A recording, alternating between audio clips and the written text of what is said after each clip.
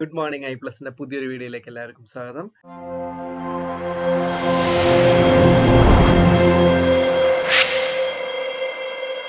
ശരി, ഇന്ന് നമുക്കറിയാം നമ്മൾ വെൽഫെയർ ഓഫീസറിന്റെ ഇതുമായിട്ട് സിലബസുമായിട്ടാണ് ഇപ്പോൾ പോയിക്കൊണ്ടിരിക്കുന്നത്. അപ്പോൾ നമ്മൾ administration of human service organisations എന്ന് പറയുന്ന മൊഡ്യൂളാണ് ഇപ്പോൾ ഡിസ്കസ് ചെയ്തുകൊണ്ടിരിക്കുന്നത്. അപ്പോൾ അതിൽ യൂണിറ്റ് 1 നമ്മൾ കംപ്ലീറ്റ് ചെയ്തിട്ടുണ്ട്. യൂണിറ്റ് 1 നമ്മൾ എന്താണ് അഡ്മിനിസ്ട്രേഷൻ, അതേപോലെ സോഷ്യൽ അഡ്മിനിസ്ട്രേഷൻ എന്താണ്, സോഷ്യൽ വെൽഫെയർ അല്ലെങ്കിൽ സോഷ്യൽ വർക്ക് അഡ്മിനിസ്ട്രേഷൻ എന്താണ് വരുന്നത്, അതേപോലെ അതിന്റെ പ്രിൻസിപ്പിൾസ് എന്തൊക്കെയാണ്, ഫംഗ്ഷൻസ് എന്തൊക്കെയാണ്, ഫീച്ചേഴ്സ്, അങ്ങനത്തെ കാര്യങ്ങളെല്ലാം നമ്മൾ ഡിസ്കസ് ചെയ്തിട്ടുള്ള ഏതിലായിരുന്നു? യൂണിറ്റ് 1 ഡിസ്കസ് ചെയ്തിട്ടുണ്ടായിരുന്നത്. യൂണിറ്റ് 2 വരുമ്പോൾ നമ്മൾ കുറച്ചും കൂടെ എന്താ പറയുക, ഓർഗനൈസേഷൻ എങ്ങനെയാണ് വരുന്നത്, ഓർഗനൈസേഷനും മാനേജ്മെന്റും അങ്ങനെ കുറെ സംഭവങ്ങളാണ് ഇവിടെ നമ്മൾ ടൈപ്സ് ഓഫ് ഓർഗനൈസേഷൻസ്, ഫോർമലും ഇൻഫോർമൽ ഓർഗനൈസ്, അപ്പം അങ്ങനത്തെ കുറെ കാര്യങ്ങളായിരിക്കും യൂണിറ്റ് 2 നമ്മൾ ഡിസ്കസ് ചെയ്യുന്നുണ്ടായിരിക്കാം. അപ്പോൾ എന്തായാലും ഇന്ന് നമ്മൾ ഓർഗനൈസേഷൻ എന്താണെന്നുള്ള ഒരു ഇൻട്രൊഡക്ഷൻ പാർട്ടാണ് ചെയ്യുന്നത്. അപ്പോൾ നമുക്ക് എന്തായാലും വീഡിയോയിലേക്ക് പോവാം. ഓക്കെ, ശരി, നോക്കിക്കേ, ഓർഗനൈസേഷൻ എന്താണെന്നുള്ളതാണ് നമ്മൾ ആദ്യം പറയുന്നത്. ഓർഗനൈസേഷൻ എന്താണെന്ന് പറയുന്നത് നോക്കിക്കേ, organisation is A collection of people working towards A common goal.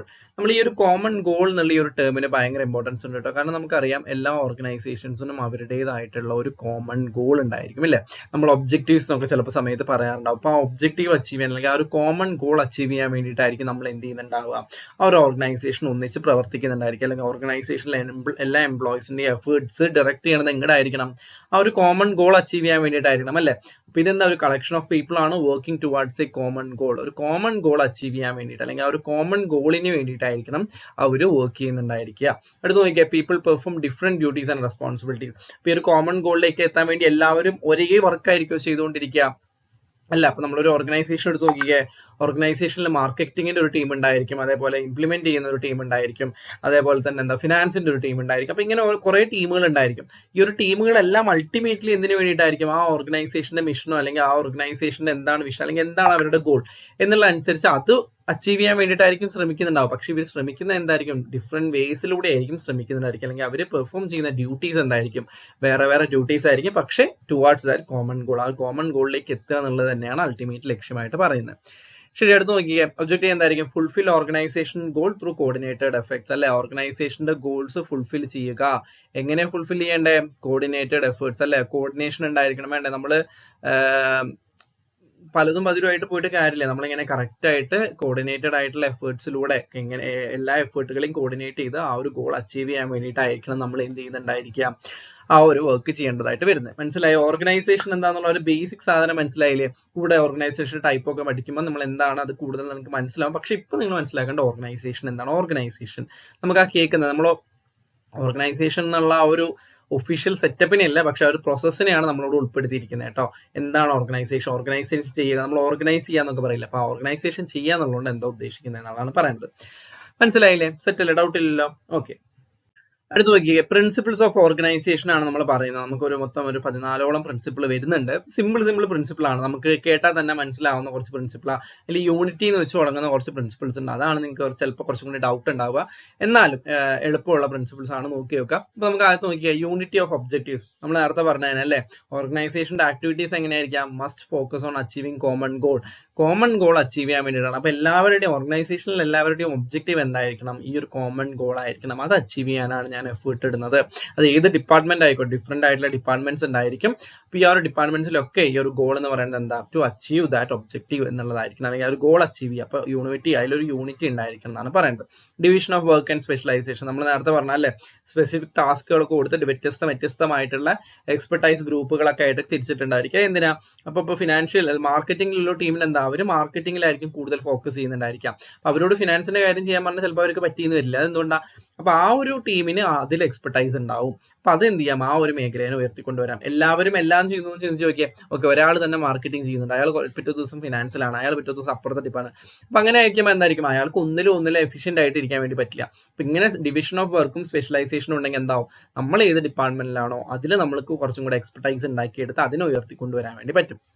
Definition of job നമ്മൾ എപ്പോഴും, നമ്മളിപ്പോൾ വർക്ക് ചെയ്യുമ്പോഴാണെങ്കിലും നമുക്ക് വേണ്ട ഒരു സംഭവമായിട്ട് നമ്മൾ പറയുന്നത്, അതായത് ജോബ് ഡിസ്ക്രിപ്ഷൻ എന്നൊക്കെ നമ്മൾ പറയും. നമുക്കറിയാം ഒരു ഓർഗനൈസേഷൻ സെറ്റപ്പിലൊക്കെ ചെല്ലുന്ന സമയത്ത് നമുക്ക് മേലെ കുറെ ജോലികൾ വരാനുള്ള ചാൻസ് ഉണ്ട്. അപ്പൊ ചിലവരൊക്കെ അത് അസേർട്ടീവ് ആയിട്ട് പറയും, അതായത് ഇത് എന്റെ വർക്ക് അല്ല, എന്റെ പോസ്റ്റ് ഇന്നതാണ്, എനിക്ക് ഇന്നതാണ് വർക്കുകൾ ചെയ്യേണ്ടതായിട്ടുള്ളത് എന്നുള്ളൊരു സാധനം നമുക്ക് ഉണ്ടായിരിക്കും. പക്ഷെ എന്താണ്, അങ്ങനെ ഒരു ഓർഗനൈസേഷൻ അല്ലെങ്കിൽ ഡെഫിനേഷൻ ഓഫ് ജോബ് ഇല്ലെങ്കിൽ എന്താണ്, നമുക്ക് എന്താ ചെയ്യേണ്ടത് നമുക്ക് തന്നെ അറിയാത്തൊരവസ്ഥയായിരിക്കും. അപ്പൊ നമ്മൾ എന്ത് ജോലി കിട്ടുന്നോ അത് ചെയ്തു പോകാന്നുള്ളൊരു അവസ്ഥയും.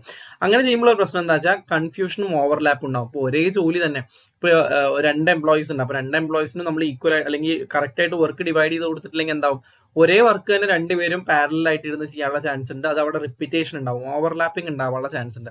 അതുകൊണ്ട് വല്ല കാര്യമുണ്ട്, ഒരേ വർക്ക് രണ്ടുപേര് രണ്ട് രീതിയിൽ ഇങ്ങനെ ചെയ്ത് മേലേക്ക് കൊണ്ടുവരുന്നതുകൊണ്ട് ഒരു കാര്യമില്ല. ഒരു വർക്ക് ഒരാൾ ചെയ്യുക, അടുത്ത ആൾ വേറെ വർക്ക് ചെയ്യാന്നുള്ളതല്ലേ, റിപ്പീറ്റേഷൻസ് അവോയ്ഡ് ചെയ്യുക. അപ്പൊ ഇത് തന്നെ ഇവിടെ പറയുന്ന ഡെഫിനേഷൻ ഓഫ് ജോബ്. ഓരോ ജോലിയും എന്താണ്, ഓരോ ജോബ് പൊസിഷനും എന്താണ് കറക്റ്റ് ആയിട്ട് ചെയ്യേണ്ടത് എന്നുള്ളത് ഡിഫൈൻ ചെയ്തിട്ടുണ്ടായിരിക്കണം എന്നാണ് പറയുന്നത്. ഓക്കെ, അടുത്ത് നോക്കിക്കേ, separation of line and staff functions. ഈ ലൈൻ സ്റ്റാഫ് ഇത് ഫോർമൽ, നമ്മുടെ ടൈപ്സ് ഓഫ് ഓർഗനൈസേഷനിൽ ഫോർമൽ ഇൻഫോർമൽ എന്ന് പറയുന്നതിൽ ലൈൻ ആൻഡ് സ്റ്റാഫ് ഓർഗനൈസേഷൻ ഒക്കെ നമ്മൾ പറയുന്നുണ്ട്. അപ്പൊ നിങ്ങൾക്ക് അത് കുറച്ചും കൂടെ മനസ്സിലാവും ടൈപ്പ് പറയുന്ന സമയത്ത്. ഇപ്പൊ നിങ്ങൾ ഇത്ര ഓർത്ത് വെക്കാം, ലൈൻ ഫംഗ്ഷൻസും അതേപോലെ തന്നെ സ്റ്റാഫ് ഫംഗ്ഷൻസും തമ്മിലുള്ള ഒരു ഡിഫറൻസിയേഷൻ ഉണ്ടായിരിക്കണം, അല്ലെങ്കിൽ ഇപ്പൊ സെപ്പറേറ്റ് ആയിട്ട് നമുക്ക് അറിയാൻ വേണ്ടി പറ്റണം. ലൈൻ ഫംഗ്ഷൻ എന്ന് പറയുമ്പോൾ കോർ ഓപ്പറേഷൻസും സ്റ്റാഫ് ഫംഗ്ഷൻസ് എന്ന് പറയുന്നത് അല്ലാതെ വരുന്നത്. അപ്പൊ ഇത് രണ്ടും തമ്മിലുള്ള ഒരു സെപ്പറേഷൻ ഉണ്ടായിരിക്കണം, അല്ലെങ്കിൽ ഒരു കറക്റ്റ് ഡിസ്റ്റിങ്ഷൻ ഉണ്ടായിരിക്കണം എന്നാണ് പറയുന്നത് കേട്ടോ. അടുത്ത് നോക്കിക്കേ, ചെയിൻ ഓഫ് കമാൻഡ് അല്ലെങ്കിൽ സ്കെയിലാർ ചെയിൻ എന്നും സ്കെയിലാർ പ്രിൻസിപ്പിൾ എന്നൊക്കെ പറയും. അപ്പൊ അത് ഡൗട്ട് ഇല്ലാതെ നോക്കി വെക്കുക. ഇപ്പൊ സ്കെയിലാർ എന്ന് പറഞ്ഞാലും അത് ഈ ഒരു ചെയിൻ ഓഫ് കമാൻഡിനെയാണ് ഉദ്ദേശിക്കുന്നത് പറയുന്നത്. അതൊരു ക്ലിയർ ലൈൻ ഓഫ് അതോറിറ്റി ഉണ്ടായിരിക്കണം, ടോപ്പ് മുതൽ ടോപ്പ് വരെ, അതായത് ടോപ്പ് മുതൽ ബോട്ടം വരെ. ആരാണ് ഏറ്റവും മേലെ വരുന്നത്, അതിന്റെ താഴെ ആരാണ് വരുന്നത്, അതിന്റെ താഴെ ആരാണ് വരുന്നത്, ഏറ്റവും താഴത്തെ ലെവലിൽ ആരാണ് വരുന്നത്, ആർക്കൊക്കെ ഏതൊക്കെയാണ് സുപ്പീരിയർ പൊസിഷൻ, ആരുടെ സുപ്പീരിയർ ആണ്, ആരുടെ എന്താ പറയാ ബോട്ടം ലെവലിൽ വരുന്ന വർക്കറാണ്. അപ്പൊ ഈ ഒരു കറക്റ്റ് ലൈൻ ഓഫ് എന്തെങ്കിലും ഒരു ചെയിൻ ഓഫ് കമാൻഡ് ഉണ്ടായിരിക്കണം. അതല്ലെങ്കിൽ ഒരു സ്കെയിലാർ ചെയിൻ എന്നും സ്കെയിലാർ പ്രിൻസിപ്പിൾ എന്നൊക്കെ നമ്മൾ പറയും. ഇങ്ങനെ ഒരു ലൈൻ ഓഫ് അതോറിറ്റി ഉണ്ടായിരിക്കണം, ക്ലിയർലി ഡിഫൈൻഡ് ആയിരിക്കണം. അതങ്ങനെ ഉണ്ടായാൽ മാത്രം ഓരോ ആളുകൾക്ക് അറിയണം, ഇന്ന ആൾ ഇന്നതിലാണ് ഇരിക്കുന്നത്, അയാൾ എന്റെ സുപ്പീരിയർ ആണെങ്കിൽ അയാൾക്ക് എന്റെ മേലെ കമാൻഡ് ചെയ്യാനുള്ള ഒരു ഇതുണ്ട്. അപ്പൊ ഇങ്ങനത്തെ സാധനങ്ങൾ ക്ലിയർലി ഡിഫൈൻ ചെയ്തിരിക്കണം എന്നാണ് പറയുന്നത്. ഓക്കെ, ഇനി എന്താ parity of authority and responsibility. Parity എന്ന് ഉദ്ദേശിക്കുന്നത് ഒരു സിങ്ക് ആയിരിക്കാം, അതല്ല ഒരു ഈക്വാലിറ്റി എന്നുള്ള ഒരു അർത്ഥത്തിലൊക്കെ തുല്യമായിട്ടുള്ള എന്നുള്ള ഒരു അർത്ഥത്തിലാണ് നമ്മൾ ഉദ്ദേശിക്കുന്നത് കേട്ടോ. Parity of authority and responsibility എന്താണ്, authority given must match with the responsibility aside. അതായത് ഇപ്പൊ എനിക്ക് ഒരു അതോറിറ്റി തന്നിട്ടുണ്ട്, അല്ലെങ്കിൽ നിങ്ങൾക്ക് ഒരു അതോറിറ്റി തന്നിട്ടുണ്ടെന്ന് വിചാരിക്കാം. അപ്പൊ നിങ്ങൾക്ക് തന്നിട്ടുള്ള അതോറിറ്റിയും നിങ്ങൾക്ക് അതിന്റെ കൂടെ തന്നിട്ടുള്ള റെസ്പോൺസിബിലിറ്റിയും സിങ്ക് ചെയ്തിട്ടുണ്ടായിരിക്കണം, വേണ്ടേ? ഇപ്പൊ നിങ്ങൾ ഇങ്ങനെ ഓർത്ത് വെച്ചാൽ നിങ്ങൾക്ക് മാനേജീരിയൽ പൊസിഷൻ, നിങ്ങൾ മാനേജർ എന്നുള്ളൊരു അതോറിറ്റിയാണ് നിങ്ങൾക്ക് തന്നിട്ടുള്ളതെന്ന് വിചാരിക്കും. ഒരു ഓർഗനൈസേഷനിലെ മാനേജർ ആണ് നിങ്ങൾ എന്ന് പറഞ്ഞിട്ടുണ്ടെന്ന് വിചാരിക്കാം. നിങ്ങൾക്ക് തന്നിട്ടുള്ള റെസ്പോൺസിബിലിറ്റീസ് എന്തൊക്കെയാണ് അവിടെ? നിങ്ങൾക്ക് റെസ്പോൺസിബിലിറ്റി തന്നിട്ടുള്ളത് നിങ്ങൾക്ക് എന്താണ്, നിങ്ങൾ അവിടെ മാർക്കറ്റിംഗിന്റെ പരിപാടിയൊക്കെ ചെയ്യണം. നിങ്ങൾ ജനറൽ മാനേജർ ആണെന്ന് വിചാരിച്ചോ, നിങ്ങളോട് പറഞ്ഞിട്ടാണ് നിങ്ങൾ നാളെ ഫീൽഡിൽ പോകണം, ഫീൽഡിൽ പോയിട്ട് നിങ്ങൾ ഇതൊക്കെ ചെയ്യേണ്ടതായിട്ടുണ്ട്, നിങ്ങൾ അവിടെ പോയിട്ട് ക്ലയൻസിനെ കാണേണ്ടതായിട്ടുണ്ട്, ഡെയിലി നിങ്ങൾ ഫീൽഡിൽ പോകണം. അപ്പൊ അതെന്താണ്, അത് കുറച്ചും കൂടെ ഒരു ഫീൽഡ് ട്രെയിനിയുടെ വർക്ക് ആയിട്ട് വരുന്ന മാനേജീരിയൽ ലെവലിൽ വരുന്ന വർക്കല്ല. അപ്പൊ നിങ്ങൾക്ക് തന്നിട്ടുള്ള ആ ഒരു അതോറിറ്റിയും നിങ്ങൾക്ക് അസൈൻ ചെയ്തിട്ടുള്ള ഡ്യൂട്ടീസും അല്ലെങ്കിൽ റെസ്പോൺസിബിലിറ്റിയും നമ്മൾ എന്തുണ്ടായിരിക്കണം, പാരിറ്റി ഉണ്ടായിരിക്കണം, അതല്ലെങ്കിൽ മാച്ച് ചെയ്തിട്ടുണ്ടായിരിക്കണം എന്നാണ് പറയുന്നത്. അടുത്ത് നോക്കിയാൽ യൂണിറ്റി ഓഫ് കമാൻഡ്. കണ്ടോ, നമ്മൾ രണ്ടാമത്തെ യൂണിറ്റ് നമ്മൾ ആദ്യം പറഞ്ഞു എന്തായിരുന്നു, യൂണിറ്റി ഓഫ് ഗോൾ അല്ലെങ്കിൽ ഒബ്ജക്റ്റീവ്സ് എന്നുള്ള ഒരു സാധനം പറഞ്ഞിട്ടുണ്ടായിരുന്നു. ഇവിടെ യൂണിറ്റി ഓഫ് കമാൻഡിൽ എന്താ വരുന്നത്, each employee should receive orders from one superior. അതായത് എംപ്ലോയീസിന്റെ ഒരു ഇമ്മീഡിയറ്റ് സുപ്പീരിയർ ഉണ്ടായിരിക്കണം. ഇപ്പൊ ഒരു മാർക്കറ്റിംഗ് ആണെങ്കിൽ ഒരു മാർക്കറ്റിംഗ് ഹെഡ് ഉണ്ടായിരിക്കണം. അപ്പൊ മാർക്കറ്റിംഗ് ഹെഡ് ആയിരിക്കണം അയാളുടെ താഴെയുള്ള എംപ്ലോയീസിനൊക്കെ എന്ത് കൊടുക്കേണ്ടത്, ഒരു കമാൻഡ് കൊടുക്കേണ്ടത്, ഇന്നാണ് വർക്ക് ചെയ്യേണ്ടത് എന്നുള്ള ആ ഒരു ഓർഡർ കൊടുക്കേണ്ടതായിരിക്കണം മാർക്കറ്റിംഗ് ഹെഡ് ആയിരിക്കണം. അല്ലെങ്കിൽ അപ്പുറത്തെ ഡിപ്പാർട്ട്മെന്റിലെ ഹെഡ് വന്നിട്ട് ഇവിടുത്തെ ആൾക്കാരെ കൊണ്ട് പണിയെടുപ്പിക്കുകയാണെങ്കിൽ എന്തുണ്ടായിരിക്കും, അവിടെ ഒരു മിസ്മാച്ച് ഉണ്ടാവാനുള്ള ചാൻസ് ഉണ്ട്, അതല്ലെങ്കിൽ ഒരു കോൺഫ്ലിക്ട് ഉണ്ടാവാനുള്ള ചാൻസ് ഉണ്ട്. അപ്പൊ അത് ഒഴിവാക്കാൻ വേണ്ടിയിട്ടാണ് യൂണിറ്റി ഓഫ് കമാൻഡ്. ഒരാൾ ഒരു സുപ്പീരിയർ ആയിരിക്കണം, അതായത് എല്ലാ എംപ്ലോയിക്കും ഒരു സുപ്പീരിയർ കമാൻഡോ ഉണ്ടായിരിക്കണം, അല്ലെങ്കിൽ അയാളാണ് കമാൻഡ് ചെയ്യേണ്ടത്. ഒരു ഗ്രൂപ്പ് ഓഫ് എംപ്ലോയി ആണെങ്കിൽ അവർക്ക് ഒരു കമാൻഡർ, അപ്പുറത്തെ ഗ്രൂപ്പ് ഓഫ് എംപ്ലോയി ആണെങ്കിൽ അവർക്ക് ഒരു സുപ്പീരിയർ അതോറിറ്റി ഉണ്ടായിരിക്കണം. മനസ്സിലായോ? അല്ലാതെ വന്നവനും പോയവനും ഒക്കെ നമ്മുടെ മേലെ ഇട്ട് കൊട്ടാൻ തുടങ്ങി നമ്മൾ എന്ത് ചെയ്യും, നമുക്ക് അവിടെ എന്ത് ചെയ്യണമെന്നില്ല, വർക്ക് ലൈഫ് സാറ്റിസ്ഫാക്ഷൻ ഉണ്ടാവണമെന്നില്ല. ക്ലിയർ അല്ലേ? ഓക്കെ, അതാണ് ഉദ്ദേശിക്കുന്നത് യൂണിറ്റി ഓഫ് കമാൻഡ്. ഓക്കെ, അടുത്ത് നോക്കിക്കേ, യൂണിറ്റി ഓഫ് ഡിറക്ഷൻ ആണ് അടുത്തത്. അപ്പൊ നമ്മൾ യൂണിറ്റി ഓഫ് കമാൻഡ് പറഞ്ഞു, പിന്നെ ആദ്യം യൂണിറ്റ് ഓഫ് ഒബ്ജക്റ്റീവ്സ് പറഞ്ഞിട്ടുണ്ടായിരുന്നു. ഇപ്പൊ വരുന്ന എന്താ, യൂണിറ്റി ഓഫ് ഡിറക്ഷൻ. എന്താ യൂണിറ്റി ഓഫ് ഡിറക്ഷനിൽ വരുന്ന activities within the same objective should be directed by one manager under one plan. അല്ലെ, ഇപ്പൊ ഒരേ ഒബ്ജക്റ്റീവിന്റെ അണ്ടറിലുള്ള ആക്ടിവിറ്റീസ് ആണെന്ന് വിചാരിക്കാം. ഇപ്പൊ നമ്മൾ പറയുകയാണെങ്കിൽ ഇപ്പൊ ഒരു ഒബ്ജക്റ്റീവ് എന്ന് പറയുന്നത് ഇപ്പൊ നമ്മളൊരു ഇതാണെന്ന് വിചാരിച്ചു, ഒരു റിസർച്ച് പ്രൊജക്ട് ആണ് നിങ്ങൾ വിചാരിച്ചു. റിസർച്ച് പ്രൊജക്റ്റിലെ ഒരു ഒബ്ജക്റ്റീവ് ആണ് എന്താന്ന് പറയുന്നത്, ഒരു സിലബസ് പ്രിപ്പയർ ചെയ്യുക, അല്ലെങ്കിൽ ഒരു മൊഡ്യൂൾ ഉണ്ടാക്കുക, അല്ലെങ്കിൽ ഒരു ട്രെയിനിങ് പ്രോഗ്രാമിന് വേണ്ട സിലബസ് പ്രിപ്പയർ ചെയ്യുക എന്നുള്ളതാണ് ഒരു ഒബ്ജക്റ്റീവ് എന്ന് വിചാരിക്കാം. അപ്പൊ അതിന് വേണ്ടിയിട്ട് ഒരു മാനേജർ അല്ലെങ്കിൽ ഒരു പ്രോഗ്രാം കോർഡിനേറ്റർ ഉണ്ടെന്ന് വിചാരിക്കാം. അപ്പൊ ഈ ഒരു പ്രോഗ്രാം കോർഡിനേറ്ററിന്റെ അണ്ടറിൽ കുറെ ഒരു 2-3 സ്റ്റാഫുകൾ ഉണ്ടായിരിക്കും. അപ്പൊ നമ്മൾ അല്ലെങ്കിൽ ഒരു 3-4 സ്റ്റാഫ് ഉണ്ട്. അപ്പൊ ഈ 3-4 സ്റ്റാഫിൽ 2 പേര് ചെയ്യണത് എന്താണ്, ഈ ഒരു സിലബസ് പ്രിപ്പയർ ചെയ്യാനുള്ള വർക്കാണ് ചെയ്യുന്നതെന്ന് വിചാരിക്കാം. ബാക്കി 2 പേര് ചെയ്യണത് എന്താണ്, വേറെ എന്തെങ്കിലും വർക്ക് ആയിരിക്കും. വേറെ എന്തെങ്കിലും വർക്ക് എന്ന് പറഞ്ഞാൽ ഫീൽഡിൽ ഇറങ്ങി റിസർച്ച് ചെയ്യാന്നുള്ള ഒരു വർക്ക് ആയിരിക്കും മേ ബി ചെയ്യുന്നുണ്ടായിരിക്കും, ഡാറ്റ കളക്ഷന്റെ വർക്ക് ആയിരിക്കും. അപ്പൊ ഈ ഒരു സിലബസ് പ്രിപ്പയർ ചെയ്യുന്ന 2 പേര് ആരുടെ അണ്ടറിലാക്കണം, ഒരു മാനേജറിന്റെ അണ്ടറിലാക്കണം. കാരണം എന്താണ്, അത് ആ ഒരു ഒബ്ജക്റ്റീവിലേക്ക് സാറ്റിസ്ഫൈ ചെയ്യാൻ വേണ്ടിയിട്ടാണ് നമ്മൾ ചെയ്തുകൊണ്ടിരിക്കുന്നത്. മനസ്സിലായോ? അപ്പൊ ഈ സിലബസ് പ്രിപ്പയർ ചെയ്യുന്ന 2 പേരിൽ ഒരാളെ ഒരു മാനേജർ അണ്ടറിൽ, മറ്റേ മാനേജർ അണ്ടറിൽ ആക്കി കഴിഞ്ഞാൽ എന്തുണ്ടാവും, അവർക്ക് കറക്റ്റ് ആയിട്ട് ഒരാളുടെ അണ്ടർ നിന്നല്ല വരുന്നത്. അപ്പൊ 2 പേര് 2 രീതിയിലായിരിക്കും സിലബസ് പ്രിപ്പയർ ചെയ്യുന്നുണ്ടായിരിക്കും. അതിന്റെ കാര്യമുണ്ടോ, നമുക്ക് ആകെ ഒരു സിലബസിന്റെ ആവശ്യമേ ഉള്ളൂ. മനസ്സിലായോ? അപ്പോൾ ഒരു ഒബ്ജക്റ്റീവ്, സെയിം ഒബ്ജക്റ്റീവ് അച്ചീവ് ചെയ്യാൻ വേണ്ടിയിട്ട് ശ്രമിക്കുന്ന എംപ്ലോയീസിനെ എല്ലാം ഒരു മാനേജറിന്റെ അണ്ടറിലേക്ക് മാറ്റുക, ഒരു വൺ പ്ലാൻ എന്നുള്ള രീതിയിലേക്ക് ആക്കുക എന്നുള്ളതാണ് എന്ത് ഉദ്ദേശിക്കുന്നത്, യൂണിറ്റി ഓഫ് ഡയറക്ഷൻ എന്നുള്ളത് ഉദ്ദേശിക്കുന്നത്. ക്ലിയർ അല്ലേ അത്? ശരി. ഇനി എന്താ എക്സെപ്ഷൻ പ്രിൻസിപ്പിൾ? എക്സെപ്ഷൻ പ്രിൻസിപ്പിൾ എന്ന് പറയുന്നത് നമ്മൾ ഈ ഒരു ടോപ്പ് ലെവലിൽ നിൽക്കുന്ന മാനേജേഴ്സിനൊക്കെ ഈ ചെറിയ കാര്യങ്ങൾ അല്ലെങ്കിൽ എന്താ പറയാ എക്സെപ്ഷണൽ ആയിട്ടുള്ള അല്ലെങ്കിൽ ക്രൈസിസ് ഇഷ്യൂസ് വരുമ്പോൾ മാത്രമാണ് അവർക്ക് അത്തരം കാര്യങ്ങളിൽ ഫോക്കസ് ചെയ്യാനുള്ള ഒരു അവസരം കൊടുക്കുന്നത്. ഡേ ടു ഡേ കുഞ്ഞു കാര്യങ്ങളിലേക്ക് ഈ ഒരു ടോപ്പ് ലെവൽ മാനേജേഴ്സിന്, കാരണം ടോപ്പ് ലെവൽ മാനേജേഴ്സ് ഏറ്റവും ഗ്രൗണ്ട് ലെവലിൽ നടക്കുന്ന ഒരു ചെറിയ ഇഷ്യൂലേക്ക് അവരുടെ അറ്റൻഷൻ കൊണ്ടുവരിക എന്ന് പറയുമ്പോൾ എന്താ, അവർക്ക് അവിടെ മെയിൻ ആയിട്ടുള്ള ഒരു ക്രൈസിസ് ഇഷ്യൂസ് അല്ലെങ്കിൽ ക്രിട്ടിക്കൽ ഇഷ്യൂസോ എക്സെപ്ഷണൽ ഇഷ്യൂസ് ഒക്കെ ഡീൽ ചെയ്യാനുണ്ടാവും. അതിന്റെ കൂട്ടത്തിൽ കുഞ്ഞു ഇഷ്യൂസ് ഒക്കെ എന്ത് ചെയ്യുക, അതിന്റെ തൊട്ട് മേലുള്ള ഇമീഡിയറ്റ് അതോറിറ്റീസ് എന്ത് ചെയ്യുക, സോൾവ് ചെയ്ത് പോകാൻ വേണ്ടി ശ്രമിക്കുക എന്നുള്ളൊരു സാധനമാണ് ഉദ്ദേശിക്കുന്നത്. ഓക്കെ. ഇനി എന്താ span of supervision? Span of സൂപ്പർവിഷനിൽ ഉദ്ദേശിക്കുന്നത് തന്നെയാണ് എഫക്റ്റീവ് ആയിട്ട് മുന്നോട്ട് പോകണമെങ്കിൽ എന്താണ്, ഇപ്പോൾ ഒരു എംപ്ലോയിന്റെ അണ്ടറിൽ അല്ലെങ്കിൽ ഒരു മാനേജറിന്റെ അണ്ടറിൽ 10 എംപ്ലോയീസ് ഉണ്ടെന്ന് വിചാരിക്കാം. അടുത്ത മാനേജറിന്റെ അണ്ടറിൽ 20 എംപ്ലോയീസ് ഉണ്ടെന്ന് വിചാരിക്കാം. അപ്പോൾ ഇവർ 2 പേരുടെയും പൊട്ടൻഷ്യൽ ഒരേപോലുള്ള 2 മാനേജേഴ്സും ഒരേ പൊട്ടൻഷ്യൽ ഉള്ള വ്യക്തികളാണ്. അപ്പൊ ഈ 10 ആൾക്കാരെ കൊണ്ട് മുന്നോട്ട് പോകുന്നതാണ് 20 ആൾക്കാരെ കൊണ്ട് മുന്നോട്ട് പോകുന്നതായിരിക്കും കുറച്ചും കൂടെ എഫക്റ്റീവ് ആയിരിക്കും. എഫക്റ്റീവ് ആണ് ഉദ്ദേശിക്കുന്നത്.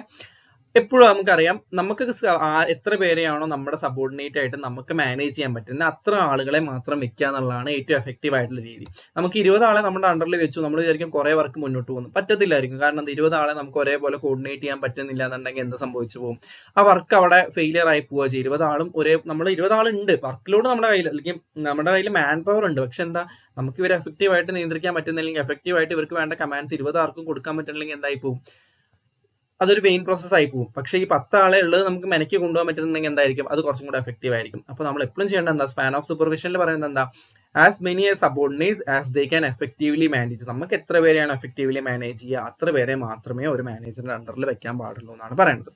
ക്ലിയർ അല്ലേ അത്? ശരി, അടുത്ത് നോക്കിക്കേ. അടുത്ത് പറയുന്നത് പ്രിൻസിപ്പിൾ ഓഫ് ബാലൻസ് ആണ് പറയുന്നത്. പ്രിൻസിപ്പിൾ ഓഫ് ബാലൻസിൽ എന്താ പറയുന്നത്, ഒരു ഇക്വിലിബ്രിയം മെയിൻറ്റെയിൻ ചെയ്യുക. അതായത് ഡിഫറെന്റ് ഫംഗ്ഷൻസും ലെവൽ ഓഫ് ഓർഗനൈസേഷനും ഒക്കെ തമ്മിൽ ഒരു ഇക്വിലിബ്രിയം ഉണ്ടായിരിക്കണം. ഇപ്പൊ വേറെ ഡിപ്പാർട്ട്മെന്റുകൾ ആയിക്കോട്ടെ, അതല്ലെങ്കിൽ വേറെ ലെവൽസ് ആയിക്കോട്ടെ, ഇപ്പൊ ടോപ്പ് ലെവലും മിഡിൽ ലെവലും ആയിക്കോട്ടെ. അപ്പൊ ഇങ്ങനെ കുറെ ലെവലുകൾ ഉണ്ടാവും. ഇവർ തമ്മിലൊരു ബാലൻസ് ഉണ്ടായിരിക്കണം എന്നാണ് പറയുന്നത്. അതായത് പരസ്പരമായിട്ടുള്ള ഒരു മ്യൂച്വൽ അണ്ടർസ്റ്റാൻഡിങ്ങിന്റെ എല്ലാത്തിന്റെയും പുറത്തായിരിക്കണം. ഒന്നും ഒരു എന്താ പറയാ, അവര് എല്ലാം ഡിപ്പെൻഡന്റ് ആണ്, ഒന്നും മറ്റൊന്നിനോട് ഡിപ്പെൻഡ് ആയിട്ടാണ് പ്രവർത്തിക്കുന്നത് എന്നുള്ള ഒരു ഇതുണ്ട്. അതിന് ആ ഒരു ഇക്വിലിബ്രിയം മെയിൻറ്റെയിൻ ചെയ്ത് പോകാൻ വേണ്ടി ശ്രമിക്കുക. പിന്നെ നമുക്ക് അറിയുന്നതാണ്, ഇപ്പോഴും നമ്മൾ എല്ലാത്തിന്റെ പ്രിൻസിപ്പിളിലും കയറി വരുന്നതാണ് പ്രിൻസിപ്പിൾ ഓഫ് കമ്മ്യൂണിക്കേഷൻ. കമ്മ്യൂണിക്കേഷൻ എന്താ, എഫക്റ്റീവ് ആയിട്ടുള്ള ഒരു 2 വേ കമ്മ്യൂണിക്കേഷൻ മെയിൻറ്റെയിൻ ചെയ്യുക. അത് കോർഡിനേഷന് വേണ്ടിയിട്ടാണെങ്കിലും അതല്ലെങ്കിൽ ട്രാൻസ്പെറൻസിക്ക് വേണ്ടിയിട്ടും ഒക്കെ നമ്മൾ എപ്പോഴും എഫക്റ്റീവ് ആയിട്ടുള്ളതാണ് എന്ത്, കമ്മ്യൂണിക്കേഷൻ എന്ന് പറയുന്നത്. അപ്പൊ കമ്മ്യൂണിക്കേഷൻ പ്രോപ്പർ ആയിട്ട് മെയിൻറ്റെയിൻ ചെയ്യുക. ഫ്ലെക്സിബിലിറ്റി.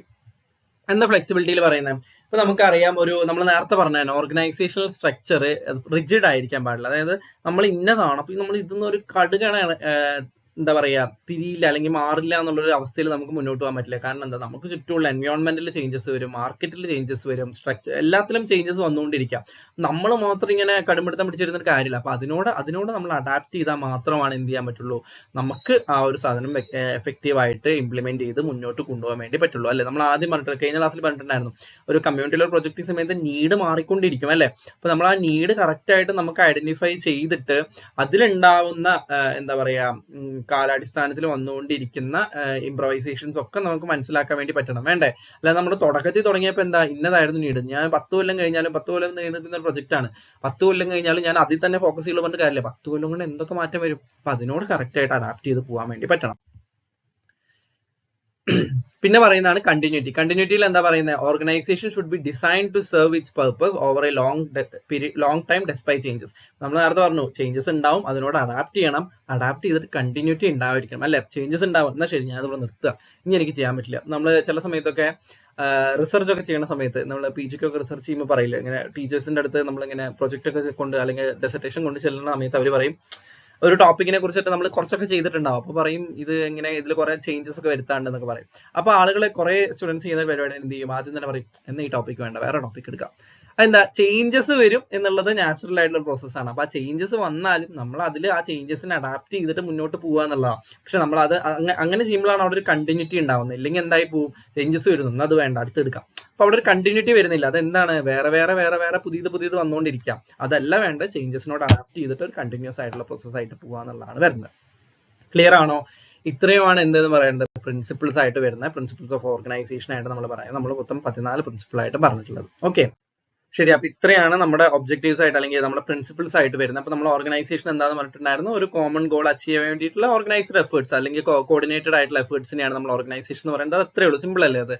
പിന്നെ നമ്മൾ ഇതാണ് പറഞ്ഞിട്ടുണ്ടായിരുന്നത്, പ്രിൻസിപ്പിൾസാണ് പറഞ്ഞിട്ടുണ്ടായിരുന്നത്. അതും വലിയ ബുദ്ധിമുട്ടില്ല എന്ന് എനിക്ക് തോന്നുന്നു അല്ലെ. യൂണിറ്റി വെച്ച് തന്നെ 3 വരുന്നത്, unity of command, unity of direction, unity of objectives എന്ന് പറഞ്ഞിട്ട് 3 അവിടെ തന്നെ പോയി. പിന്നെ എന്തായിരുന്നു ഉണ്ടായിരുന്നത്, ഡിവിഷൻ ഓഫ് വർക്ക് കറക്റ്റ് ആയിട്ട് ഡിവൈഡ് ചെയ്ത് കൊടുത്തിരിക്കണം, ബാലൻസ് ഉണ്ടായിരിക്കണം, ഫ്ലെക്സിബിലിറ്റി ഉണ്ടായിരിക്കണം, കമ്മ്യൂണിക്കേഷൻ ഉണ്ടായിരിക്കണം, വേണ്ടേ, കണ്ടിന്യൂറ്റി ഉണ്ടായിരിക്കണം, വേണ്ടേ. പിന്നെ എന്തായിരുന്നു പറഞ്ഞിട്ടുണ്ടായിരുന്നത്, അതോറിറ്റിയും റെസ്പോൺസിബിലിറ്റിയും തമ്മിലൊരു സിങ്ക് ഉണ്ടായിരിക്കണം, വേണ്ടേ, അതൊക്കെ നമ്മൾ പറഞ്ഞിട്ടുണ്ടായിരുന്നു ഇല്ലേ.